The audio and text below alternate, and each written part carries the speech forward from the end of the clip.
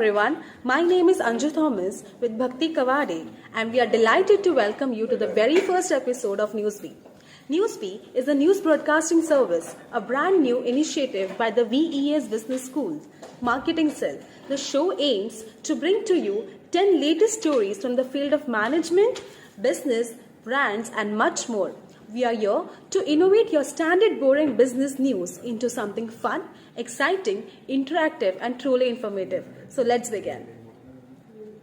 India may become one of the top 10 markets for Skoda in 2022. With sales expected to treble, the company expects to sell around 3 times more cars in this year than the 23,900 units sold in 2021. Making India one of the top 10 markets by sales for the brand, according to Zach Hollis, brand director of Skoda Auto India. The company plans to increase its service network to 160 by the end of this year from 93 at present. The service network was just 59 outlets strong in 2020. Meanwhile, the higher localization of cars based on the MQB A0 IN platform for India also means that spares will be cheaper. Amo Electric to raise $100 million to expand product ranges, sales infra next fiscal. Amo Electric looks to scale up research and development to introduce new products, expand manufacturing capacity, and enhance sales infra across the country in order to consolidate its position in the sector.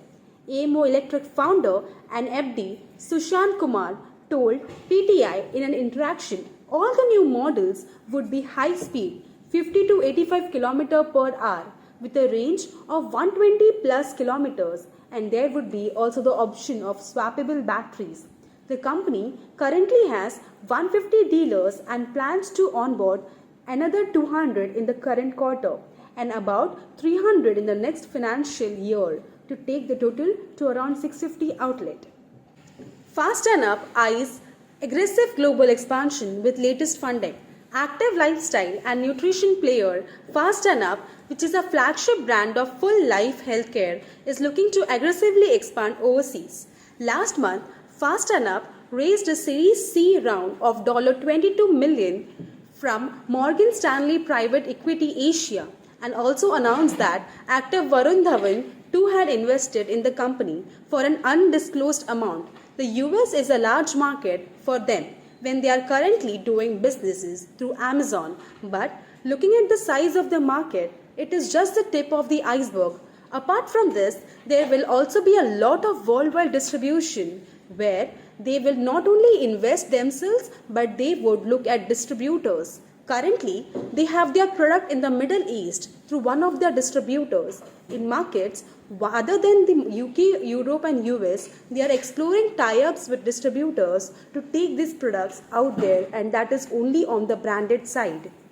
Consumer durables prices to go up by 5 to 10% as makers feel heat of rising input costs.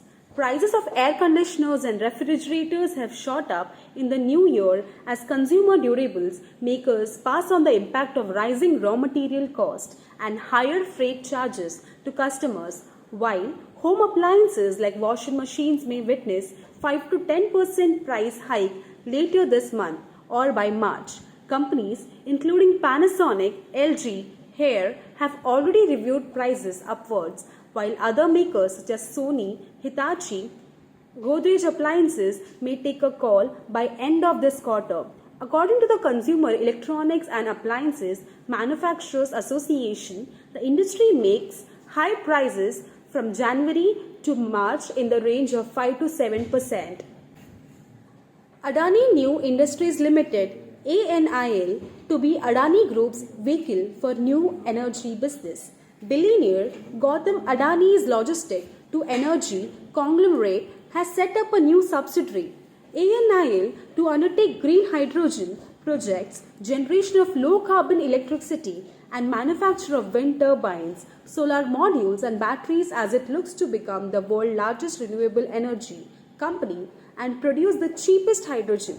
And now the company has incorporated a wholly owned subsidiary known as Adani New Industries Limited (ANIL). ANIL will also manufacture solar modules, batteries, electrolyzers, associated upstream manufacturing as well as ancillary items, industries, and undertake all such activities associated. Group companies have already charted out ambitious plan.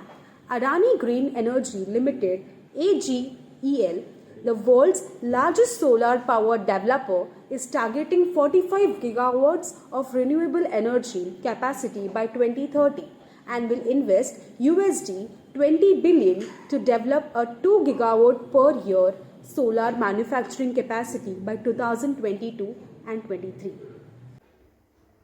Hello everyone, myself Bhakti Kawade. I welcome you all to the new episode of NewsBee, a great initiative by VBS Business School, where we present you some boring news into fun and interesting related to brand, market, business and investment. Reliance Industry launches its biggest ever mega bond sale outside the country.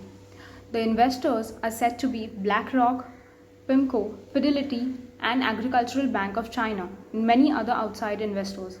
The company is sought to raise $3 to $5 billion from offshore investors. The final allocation did not happen until the press time. Reliance Industries may retain about $400 to $450 billion subscription. It's the largest and biggest ever mega bond sale by any other Indian company in abroad. Electronic vehicles in India to touch 10 lakh units this year as per sources. In 2021, the sales of electronic two-wheelers in the country has been twofold over to 2,33,971 units, driven by a good transaction of high-speed scooters compared to the data of last year 2020. We haven't seen better days than this in the last 15 years in the electronic vehicles journey. This year and last year has been a commendable journey for the electronic vehicles in our country. We collectively sold 1 million electronic vehicles, electronic cars, electronic scooters and buses. We are most likely to sell 1 million more units this year beginning from January 2022. Electronic vehicles and its revolution has been great to this country, especially to India, especially in 2022. Budget 2022. Firms wants Financial Minister to pave ways for their foreign listings. Many investors and firms have reached out to the government in order to sort change in the existing regulations and policy that will allow unlisted Indian companies to list in the foreign exchange. This change, if carried out in the upcoming budget, will also give a push and fundraising through special purpose acquisition companies. As currently Indian companies cannot be listed on foreign exchange directly or through merger or through any amalgamation if they are not listed in their domestic market. The government announced in 2020 that it would implement regulations allowing companies, the Indian companies especially, to list directly on foreign exchange. IPO bond players see up to 65% of drop in unlisted market. The IPO bond unlisted shares are facing low winter following a series of muted listing of some big bank IPOs and recent silence in the market. The shares of the companies available the pre-IPO market have taken a blow, primarily those which are either filled with DRHP or planning to float their issue in the near future. According to dealers active in this segment, the recent corruption in the broader market and dull listing pops due to ultra higher valuation is weighing on the sentiments in the listed space. Gozoop taps former Ogilvy executive Samrat Bedi as the new CEO. Gozoop Group, the independent marketing group, has appointed Samrat Bedi, former president of Ogilvy 8.5 Communications, as Indian chief executive in his new role. Bedi will spearhead Gozoop's business operations and leadership team in India, which is based in Mumbai. Bedi comes with over 2 decades of experience into marketing and advertising, almost all of which has been with Ogilvy Group, and he'll be implementing his experience with the Gozoop Group.